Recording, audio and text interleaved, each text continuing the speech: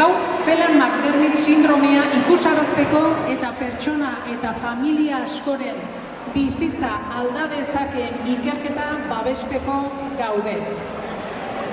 Phelan-McDermid sindromea gaixotasun genetiko ezoikoa da eta garapen neurologikoari eragiten dio nagusiki.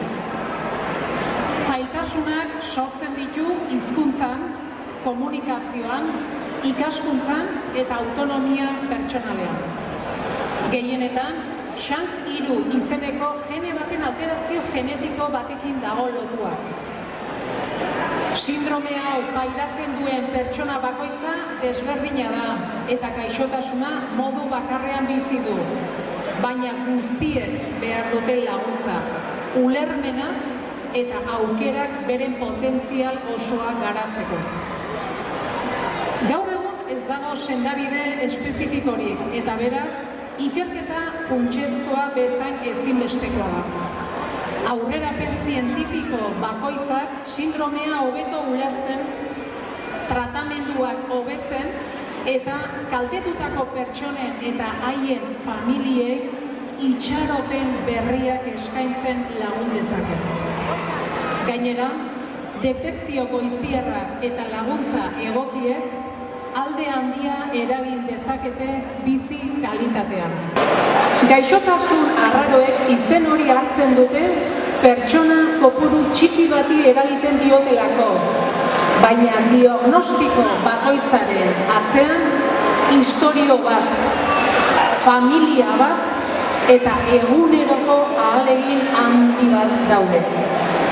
Amak, aitak, arrebak, anai-arrebak, aitona-amonak, lagunak eta profesionalak dira, eta egunero ausardiaz borrokatzen dute oztopoak gainditzeko eta etorkizun hobea eraikitzeko.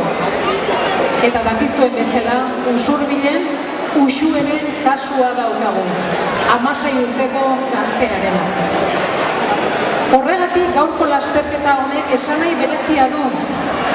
Ematen dugun pauso bakoitzak, dortsal bakoitzak, txalo bakoitzak eta ekarpen bakoitzak bat egiten dute eta erakutsi elkartasuna, zientziarako bultzada, familientzako laguntza eta errealitate horrekin bizi direnentzat itxaropena bihur daitekeela. Diagnostiko bakoitzaren atzean ametsak daude, ilusioa eta gaitasunak dituen pertsona bat dago. Eta pertsona bakoitzaren atzean komunitate bat dago, beste aldera ez begiratzea erabaki duena. Eta aurtengoan ere erantzuna eredugarria izan da. Lasterketan, banaka edo bikoteka, 219 parte hartzaile. Eta beste 35 dortsal solidario. Beraz, nik uste hone guztiak txalo zaparrada bat merezi duena. Mila esker denoi. Pozikago gaude. Dena primeran atera da, parte hartzea izugarria izan du da, ikusi besterik ez dago, beraz, eskerrik asko parte hartzaile, voluntario, laguntzaile eta babesle guztiei hemen egoteagatik. Eskerrik asko bihotzarekin korrika egiteagatik, ikerketari laguntzeagatik eta Phelan-McDermid sindromea egunetik egunera ikusgarriagoa izan dira dadin laguntzeagatik.